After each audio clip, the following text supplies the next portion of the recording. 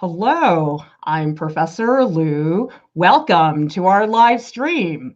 I'm joined today by art prof teaching artist Kat Huang. And today we are doing part one of our comics curriculum for self-taught artists. If you would like to grow as an artist and you can't afford an art class, we've got everything you need here at Art Prof: critiques, tutorials, and professional development. Now, this is a series that we've been running. We have 3 videos on the basics.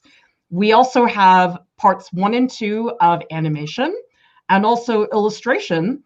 And we're going to start comics today. And remember, we also have this Google Doc, which accompanies these streams, which has all the resources and links that you guys need. So the link to this is in the YouTube video description below. Okay, let's start with part 1. Kat, let's dig in. The world of comics is gigantic. So how do we even begin this? Oh my gosh. Well, the reason why we're having this comics curriculum is because the comics world is just huge. And we just want to give the art prof family somewhere to start with all these comics. Now, comics, they exist all over the world. There are comics everywhere. And it is also important to note that if you want to make comics, it is very important to read comics and read different kinds of comics. So here on the slideshow right now, we have several very famous comics like Aya of Yop City and Asterios Polyp, and plenty of other examples that you guys can go look up yourself later and hopefully read and enjoy them. And the other thing that I think is really exciting and also frustrating about comics is how much the industry has changed over just the past few decades. I mean, the internet just completely upended the way comics are produced today. And so that's another consideration. I'd like to hear in the chat, what's your favorite comic that you guys have ever read? Because I feel like everybody has that in their life. Comics are so accessible, Kat, I think in a way that sometimes other art forms are not. Have you seen that to be the case? Yeah, absolutely. I mean, I think comics were made in the first place for the people. I mean, we see early examples of it in newspapers in America, but honestly, comics have lasted all through history. If you think of cave paintings, you can consider them comics too. I mean, they are just sequences of images that tell a story, that say something. That's what a comic is. And so we're going to dig deep and tell you guys today about the structure of the industry. And we're also going to talk about some of the elements of how to actually put a comic together. So, Kat, we have here that there are basically 3 big comic industries today. It's an international industry. There is the US. And I would say comics in the US, I mean, it could not get more diverse. I agree. I also disagree. I mean, I think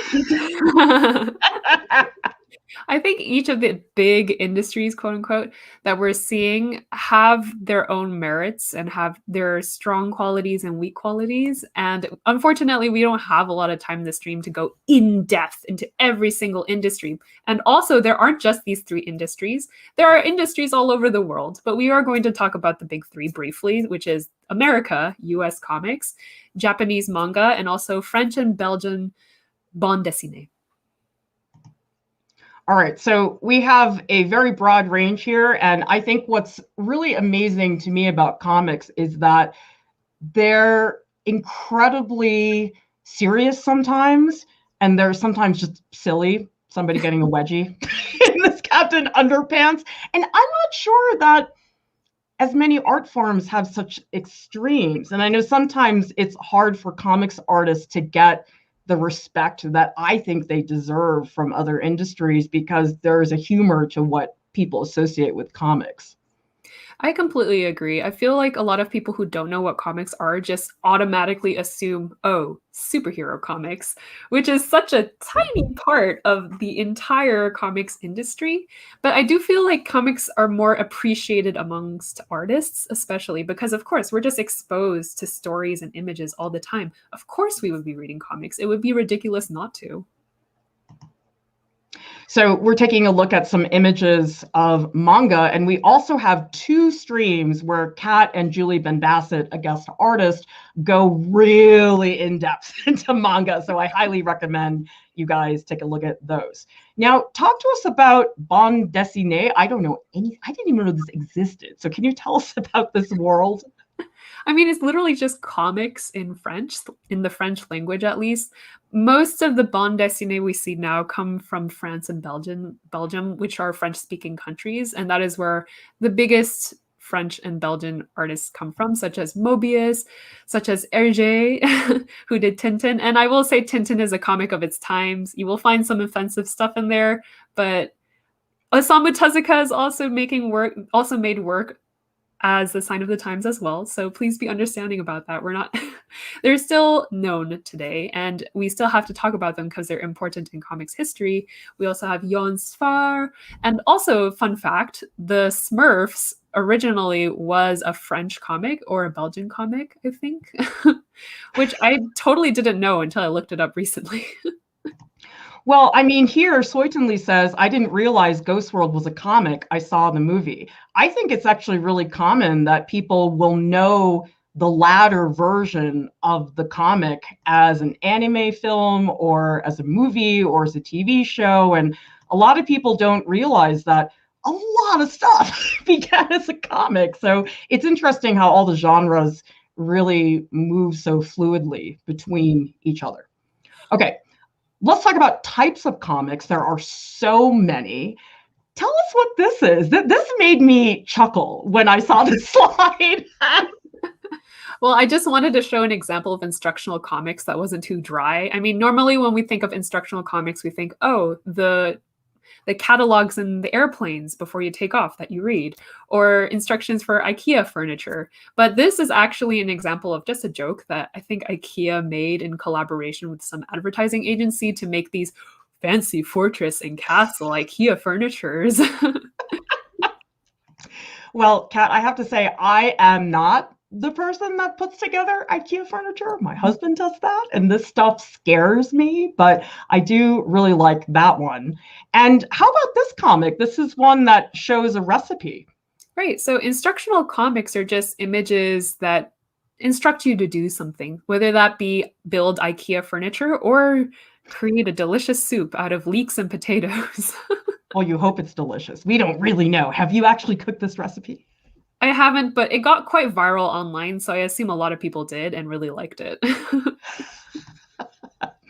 Okay, superhero comics, which is, as you said, sort of everybody's first thought, at least in the US, when you say the word comics. But even superhero comics, my gosh, have changed so much. I mean, I know there's stuff like Watchmen, which actually was turned into a show on HBO, but I grew up on like these wonky, weird, old Wonder Woman comics, and they're hilarious because in some of them she's wearing hot pants. Like, what's up with the ballet slipper shoes? Like, these are just so funny and weird. But I read these nonstop as a kid. Who read these? These are so funny. But now it's totally a different world. How would you describe it today? Oh my gosh, I feel like these superheroes have evolved away from comics in many ways. I mean, I don't remember which one. Maybe someone in the chat can correct me, but it was either DC or Marvel. Some big superhero comics industry have decided to stop doing print and pursue just television and movie sort of franchises for their superheroes. So they're kind of taking their superheroes and just like putting them into anything that would make money outside of comics. Okay, and then this is for old school people. Who here in the chat remembers the Sunday Funnies, the Sunday newspaper weighing 500 pounds and being wrapped in color funnies? That was like the highlight of our week. And newspaper funnies have sort of disappeared. They're not really around. And stuff like Pogo by Walt Kelly. I love this one. Have you ever seen these like soap opera funnies? Like, I remember this one so well because my sister used to cut them out and tape them into these notebooks. And so we'd have like pages and pages. But the thing is, every week you'd only get like 4 panels. So it would take like years to build up a whole collection of those. And so it just was a different time. And the thing is, all the things that these artists were doing, it's not like that anymore for people working today in comics. Like, for example, these didn't really exist 50 years ago, nonfiction biographies. Right. So I do want to point out that we put the words graphic novels in quotes because, yes, you do call comics in book form graphic novels, but that's also a term that was coined by some literary snob who was like, comics is too juvenile. Let's call it a graphic novel so we can properly introduce it to the literary world. But, you know, it's literally just a fancy word for comics. So if we're talking about Mouse or if we're talking about Persepolis, we call them a graphic novel. They are also comics. They're comics. Yeah, and it's frustrating because I do think that unfortunately a lot of comics artists get a lot of flack for working in comics, unfortunately. But I do think that's changing because a lot of the formats of comics, it's not the same thing as it was before. I want to point out this comment by Sarah Lean that says, I'm taking a course in University on Comics since the late 1800s. It's super interesting and much more complex than you'd guess. Yeah, I mean, comics have existed for pretty much forever. I think it's just recently we're calling them comics, but they were there for a very long time.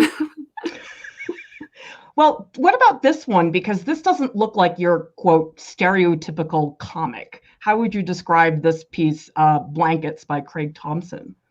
I think Blankets was one of the graphic novels that really opened up the young adult space for comics because before, comics were either hardcore, like underground comics for adults, or they were comics for kids, like superheroes, kid stories, that kind of thing. But Blankets sort of landed right in the middle for people who are teenage or young adult and are being introduced to more mature tones, but it's still easily accessible for someone who is relatively younger. And we also have books like Gender Queer and things that talk about body and gender, and comics are such a great storytelling medium. We would be remiss not to talk about these things with them. Yeah, and you can see stylistically, it does not get more broad than comics, in my opinion. I mean, I love this this novel by Jarek Kozlowska, which is about his life growing up with his grandparents. And a lot of these are just really poignant books. So definitely take a look. Okay, whole world of webcomics. I did not grow up with this. I have no idea what's out there. So can you tell people how webcomics function today? Webcomics are a new format of comics. I mean, comics are always evolving, and this is a huge medium we see today. So in this case, these webcomics are very vertical format because they are meant to be read on your phone. So as you scroll, the comic artists have actually evolved to make things time better vertically rather than on a page. So if you want to show time passing, usually you have to scroll more to be able to read the whole story. Now, webcomics are not reserved to just phone digital comics. They can just be pages, such as this Kingfisher example. I mean, they're just pages published online. And whatever comic is published online, you can just kind of count it as a webcomic. And we also have an example here, which is Hyperbole and a Half, which is actually a blog. And you read it like a blog. I mean, you have to scroll through, read the words, see the pictures, but ultimately that is what a comic is. I'm curious, who here in the chat reads webcomics? I never have, ever. And I wonder, Kat, if that's actually a generational thing that depending on what year you were born, there are certain genres that you just miss out on entirely. So it's funny. Okay. Yeah. Editorial comics. This is definitely my jam because I'm a big New Yorker dork and I'm always reading the New York Times. And these are so great. And I'm the first person to admit that I read the cartoons first when I get the New Yorker. And they're just a breath of fresh air. And it's funny because it's a very specific type of humor that's, I think, sometimes not as obvious, not as jokey. And some of them are not jokey at all. So the range that you will get in editorial cartoons, it's just as broad as you guys will see in some of these other industries. Mm-hmm. How about animated GIF comics, Kat? Again, as I said before, comics are ever evolving and changing with the times. And so comics have actually incorporated animation in it as well, as you can see here in Roaxaca Zone by Antoine Maillard. And actually, for some of you who have been on the internet long enough to see this, there was a really viral Korean comic that was so scary. That was one of the very first examples of animated comics I had seen. But if you guys want to, I'm just going to spoil it. Basically, the whole comic is static. It doesn't move until the very last panel, which is a jump scare of someone turning around. I hate it. It's so scary that Kat wouldn't even put it into the stream. So you guys are going to have to look it up on your own. Don't do it. It's so scary. I don't like it. And by the way, this next slide we're going to show, it's a GIF, and it does have some flashing to it. So if anybody here is sensitive to that, you may want to look away just for a few seconds.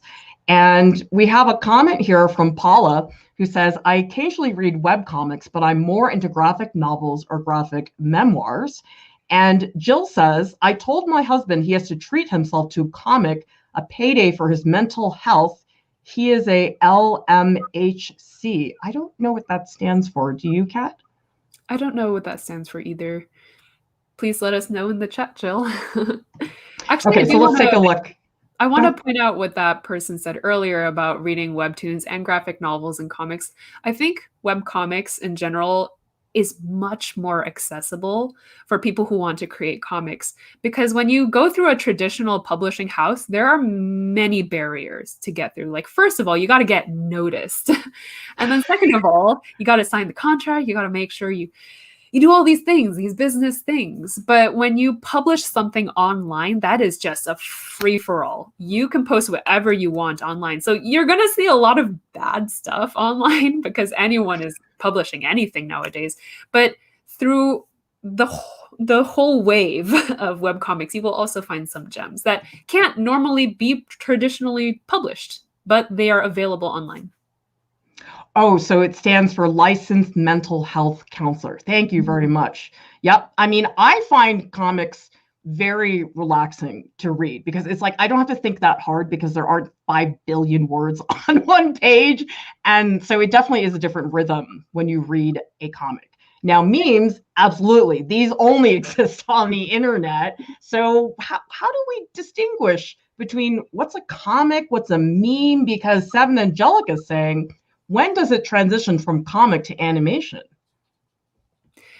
I think we're just seeing a lot of bridges between mediums, and sometimes it's not fair to label something solely as a comic or something solely as an animation.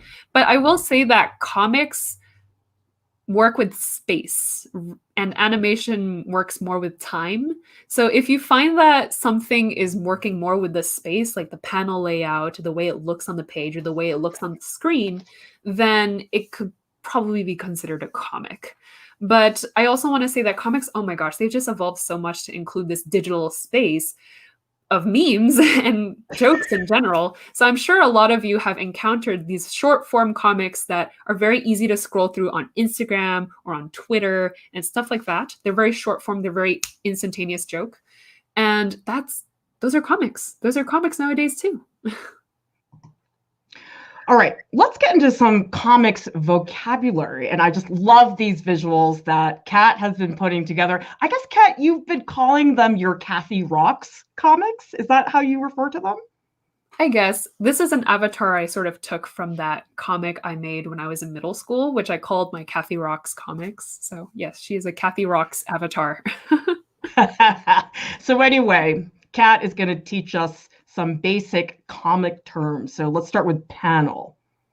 So a panel is just basically the thing that put a square normally, or it can be any kind of shape that contains the image or words.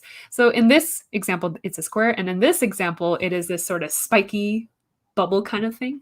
So this just goes to show that panels can be anything you want them to be. And also, you don't have to have panels all the time. You can just have images that float in space.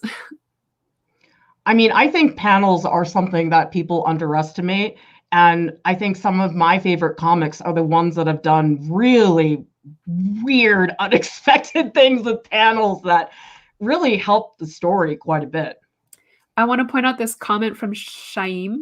let me know if I'm saying that correctly. The book Understanding Comics by Scott McCloud explains and navigates the subject of comics really well. Totally agree. I can't believe I didn't put that into this slideshow. I totally forgot about it. Sorry. That book's like the Bible. It's so comprehensive and it's so easy to read because it is literally a comic that explains comics. So definitely look that up if you guys get a chance. Okay, let's talk about page. How would you explain this in the context of comics? I mean, they pretty much mean the same thing in comics as they would in a book in literature. A page is just, as you know, a page in a book. But if we go on to the next term, pages are crucial to understanding what spreads are. And spreads are basically an image that goes across 2 pages of the book. So a big, big image that goes across 2 pages. Well, this is a great comic from Cerulean who says, I'm finding the web comics really interesting. It's resulted in such a mix-up of format, layout, never heard of them before now. And really, these terms we're talking about now, panel and spread, they don't apply to everything. Like a book spread, if it's a web comic, maybe isn't applicable. So it really does depend on the form. Some comics are never printed. They're just online. Mhm. And so that completely is such a big game changer. Okay, how about speech bubbles? So speech bubbles just contain the words, such as you can see here. And it can change shape. Yes, it can change shape according to the mood or the story. And honestly, people normally think of a speech bubble as just a circle with a little tail, and that tail leads to the speaker, right? But panels and speech bubbles can be great storytelling mediums as well. So as you can see in these examples, they change according to the character, according to how they're speaking and what they're talking about. I think the speech bubble shape, it really affects how I hear the character's voice in my head. Because when I used to read superhero comics, there's this one like mysterious character and they always made like wiggly speech bubbles. And she was the only character that had the wiggly speech bubble. And in my head, her voice changed because of that speech bubble. So it's hugely impactful. Okay, let's talk about how to read comics because this sounds simple, but actually it's pretty diverse. Right. So considering how you read comics is an important thing when making comics. So here we have an example from Strange Planet by Nathan Pyle. And I think it is pretty self-explanatory how to read this comic. I mean, it goes from left to right, top to bottom, right? There is a very certain order in how we read it. So first, it's the order of the panels. There are 4 panels. We will read them 1, 2, 3, 4, as we see in this slide. And then in the next slide, we will also see they are read from left to right, top to bottom. And not only is it applicable to panels, but also to the speech itself. So as you can see here, 1, 2, 3, 4, 5, 6, 7, that is the order you would read the text in. And actually, it gets sort of wonky in other characters' comics because, like, this is Ode to Kirihito by Tezuka, who is like the godfather of manga, basically. And with a composition like this, what do you think Tezuka's intent is here with the order of the reading? Ooh, so I love this page in Ode to Kirihito, but basically it just talks about this doctor's thought process and spiraling, being deep in thought and being very confused and lost. And I think Osamu Tezuka has manipulated the readers to read it in this certain order, to visually and spatially feel how this character is feeling in the moment as well. I want to point out this comment by Jill, which says, are panels read the same way all over the world? No, they are not. That is very important to point out. In manga, or in normally East Asian comics, I don't know if Korean manhwas count under this as well, but at least I know for sure Japanese manga, you read it right to left, not left to right. So we got to be careful of that going forward. Well, it can get really confusing because manga books are, well, for people in the US, they're, quote, backwards. And I remember my daughter tried to explain to me which way to read stuff, and I couldn't put it together in my head. And so I don't know that there's always a correct way to read a comic as much as it is just your response to the images. And in that way, I think reading a comic is a very personal experience. Like you might read this panel by Alison Bechdel very differently than maybe the way I would read it. And I think that's brilliant. I totally agree. I think sometimes if you are not sure what direction or what order to read things in, that's a sign of the author or the artist not doing such a great job, unless that is on purpose. Like in this example, I actually made this example because I wanted to show a comic page that it totally did not matter what order you read it in, because this person is hallucinating and it doesn't matter if time is linear for her. So it doesn't matter if you read it linearly as a reader. Well, so I think one of the reasons this is such an important point for us to talk about is that the structure of the comic, whether it's a panel, whether it's the order of the reading, whatever, that is so critical in terms of storytelling. Because really, when it comes down to it, comics are about telling stories. There are millions of stories out there that can be told in infinite ways, but I think that's really important for people to know, because actually, one thing you said to me, Kat, which seems really obvious now, but wasn't at the time, you said, listen, if you want to be a comic artist, you have to really know how to write. Mm-hmm.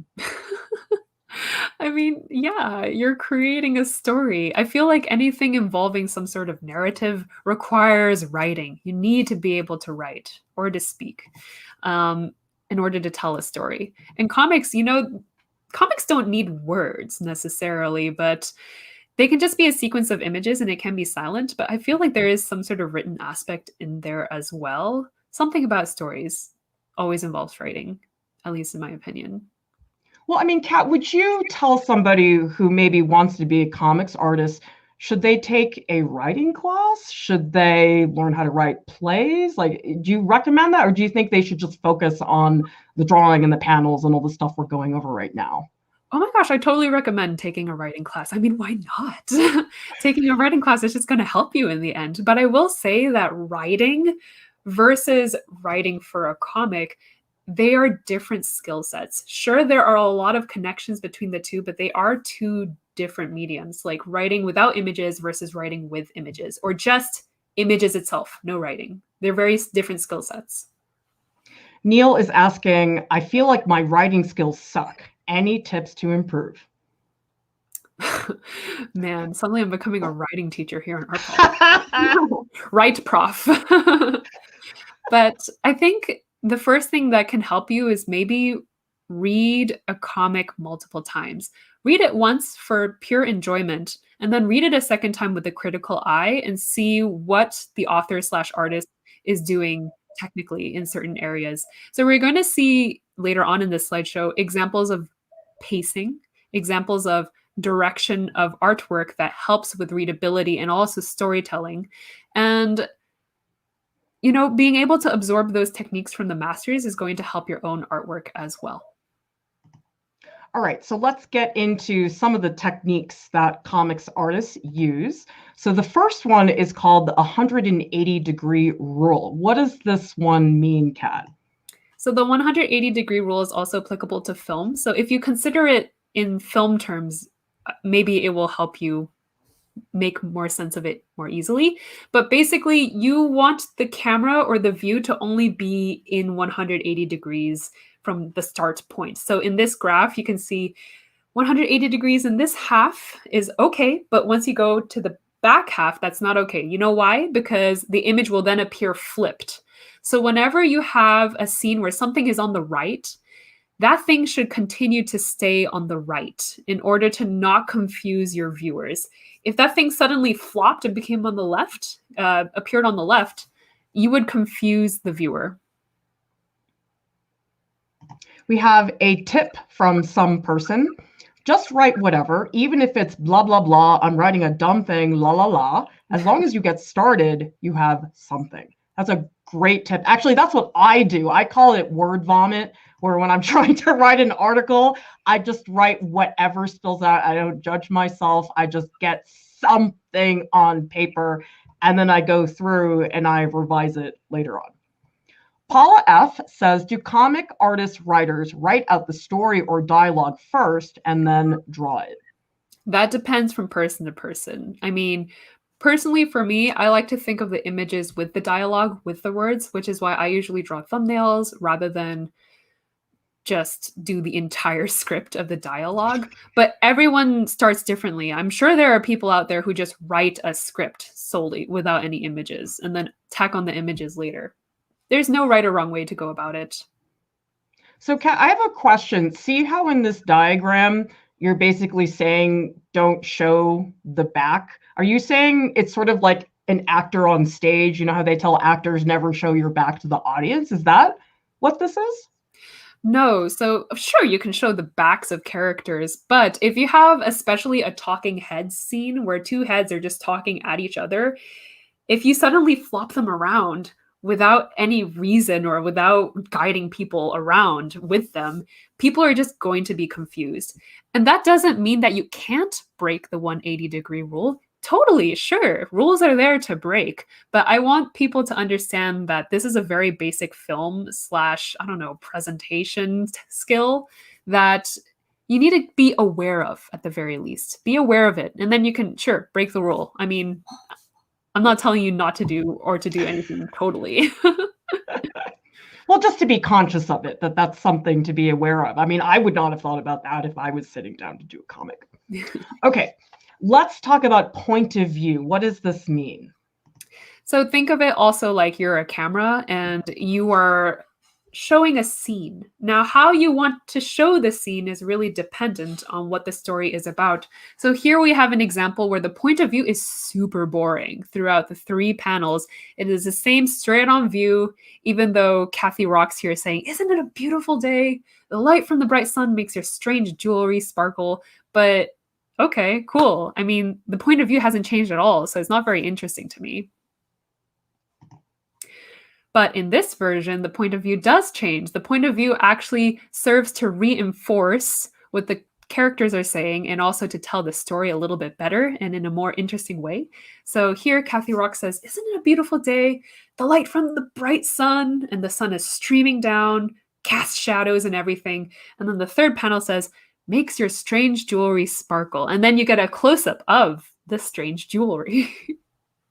What I want to know, Kat, though, who is the person on the right? Because I know the one on the left is your avatar, but who's the one on the right? The one on the right is Thrasher Kathy Rocks. So Kathy Rocks as a rock star. Oh my God, are you serious? That's really you as a rock star? Yes. Wait, so you don't have just one avatar, you have multiples?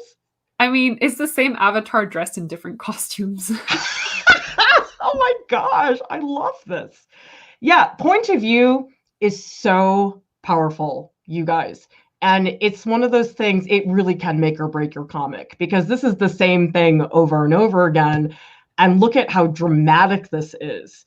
And it's not something that feels like it's that hard to do, but I'm frequently surprised a lot of people don't think about it, because I think it's cool. The second panel, you're looking up.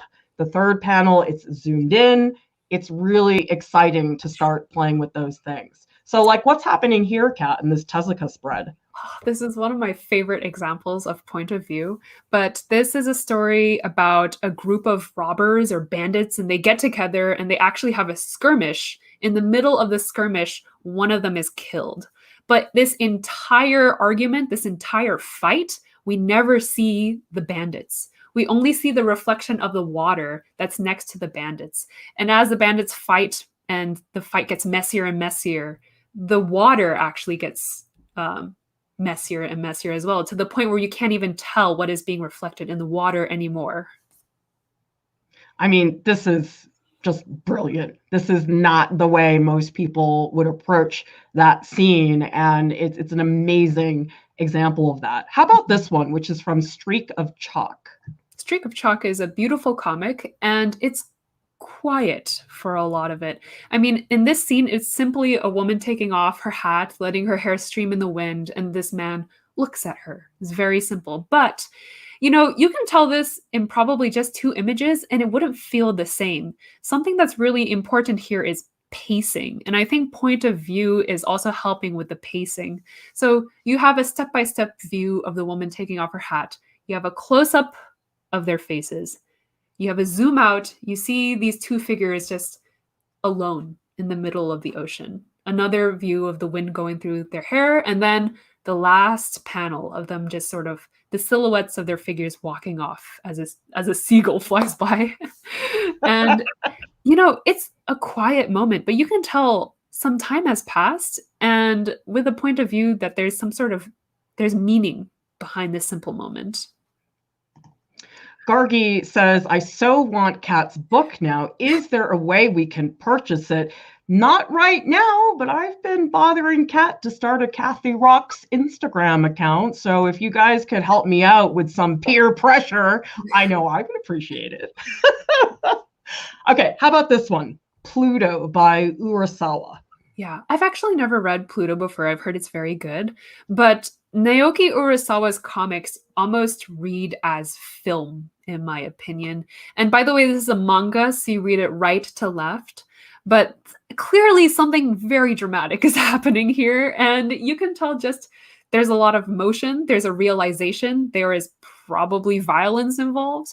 And you get a really diverse set of point of views. I mean, normally when someone gets hurt, people would focus on the person who's hurt or the wound or something like that. But here you actually see there's a road, there's blinding lights, there's blood. What's happening, right? And this is all thanks to the point of view. All right, let's talk about the foot rule. What's going on with this? So this is just a fun little rule that you can be able to apply in your own comics. I find with comics that have just two people talking at each other, that it's really hard to switch at the point of view. I mean, there are two people talking. Normally, you would just focus on the head, right? But with comics, you can actually zoom out, you can zoom in, you can look at something else, right? So this is a page from Monster by Naoki Urasawa, and it's just these two people talking to each other. But as you can see, sometimes it's a head, and then sometimes Naoki Urasawa zooms out so you can see the feet. So it's not just a whole page of just heads talking at each other. So is the foot rule just that we need to see a foot now and then? I mean, sure. I think that's one way to put it. But, feet are not necessary. It's just a good indication that your point of view is changing. Now, you can change the point of view without including feet as well. I mean, one of the comics that are notorious for talking heads in a whole page is Death Note, the manga. There's just so many people talking at each other, but the artist is giving us some different points of view. So sometimes we see this monster, the person's pointing at the monster. Sometimes we see the boy sitting down. We see the boy look at his hand. And then sometimes we see a very close up on their face. And then we even have a panel where there is no images at all. It is just a panel of words. So that's another point of view that you could consider. Well, I like this comment from Elizabeth, who says, it's cinematography to me. And Mayahika says, I really love the point of views and the shots that are found in mangas. It makes me imagine how it would be animated. So yeah, for some of you guys, if the film camera angle idea helps you, definitely latch onto that, because I know for some people that makes a little bit more sense. Okay, what about direction? So it's really important to consider direction when making comics. So here we have an example where direction doesn't quite make sense. So Kathy Rocks is looking at frat boy Kathy Rocks. Kathy Rocks says, hey, nice weather we're having, huh? And frat boy looks to the left and says, yeah, it's dope. And Kathy Rocks is looking to the right saying, I love the sun. Where am I looking at? So I think direction here, it's good to note that it can go panel to panel as well. It can cross panels, basically. So here I have arranged the comic where they're properly looking at each other, even though they're in different panels. So they're both saying, hey, I like the weather and I love the sun. Good, it's dope. They're talking to each other now, which is great. They're facing each other. That's the right direction. Kat, I think I really need to see Frat Boy Cat because this is just genius. And Gargi says, we want Kathy Rocks on Insta, so I am not alone in this. All right. I want to give an example where this rule is actually broken. So this is a scene from Monster by Naoki Urasawa. And this girl says, Johan, did you do that? All of them? So even though the panels are not facing each other, Naoki Urasawa decided that it was integral in the pacing that the beat of silence be between do that, beat of silence, all of them. So, rules are there to break. You don't have to follow them all the time. Sometimes one thing is more important than the other. And in this case, the pacing and that beat of silence takes more importance than the actual direction they are facing. I think really what we're trying to say, you guys, is just to be aware of this stuff. We're not saying never do this or always do that. Just take it under consideration. So what's going on here? This is a different case of direction technique in comics. So here, Kathy Rocks is traveling from right to left, and she's saying, if we read left to right, then to feel like I'm moving forward, I should also travel the same way. And then Kathy Rocks turns around and starts running to the right and out of the panel. I love this. Oh my God. And how about this example by Craig Thompson? So this is an American comic, so it is read from left to right. But as you can see, the main character is running from right to left. And at the end, you realize that actually she's captured. She never gets to run away. And I think that's a very deliberate decision on Craig Thompson's part to have her run to the left to corner her at the end. Tangents. This is one of those cardinal sins in art. We're not saying, again, you may not do this, but they can be very problematic in comics. Right. And not just in comics, but in art in general. And actually, Chris Schweizer already has a wonderful guide on tangents already. And, why reinvent the wheel? He already has this great resource out there. Go check it out. So basically, a tangent is when you have things that line up a little bit too perfectly. Like between these two panels, you have the shoulder of the guy on the left lines up with the sword. Or sometimes when you have the elbow of this figure, it's like right up against that tree. It's just really awkward. So usually the way people fix this is you either have the elbow like just totally cut off, or you pull the elbow further in so that way it's not literally on the edge of the paper. It just tends to look a little bit awkward, and space-wise, it's a little bit confusing. So it's just something for you guys to keep in mind. Now, you guys are lucky because next week we have a drawing comics stream with Deepti and Kat. And Kat, can you tell everybody what you guys are going to be doing during that stream? Sure. So we're going to do a very basic comic to start off for all of our beginners, but also, for seasoned veterans as well. This is a great exercise to do. But we are going to make an instructional comic. But the catch is we cannot use any keyboard symbols. So if you look at a computer keyboard, we can't use any of those symbols, whether it be letters or punctuation or numbers, none of that. And we still have to be able to make a comic that instructs you on how to do something. All right, and we also have this stream, which is how to start a comic. Neil is asking suggestions for comic prompts to get started. Well, you guys better head on over to this Google Doc because there's a huge list of comics prompts, comic books, and artists and Instagram accounts and websites. You guys are going to want to check it out because there's a lot of cool stuff on that page. This Google slideshow is also available. The link is in the YouTube video description below in case you guys want to revisit Frat Boy Cat and Thrasher Cat and Kathy Rocks. Art Prof has a podcast. It's available on Spotify and also on iTunes. And in a few minutes, Kat and I will be hanging out in the Art Prof Discord. We will be in the post live streams channel. If you guys want to chat more, we have many questions we did not get to, so we'll have a chance to do that there. Subscribe to our channel so you can continue to grow and develop as an artist. And thank you so much to our top Patreon supporters. The list is growing It makes me so happy that you guys are helping us in our mission to provide art education to everybody all across the world.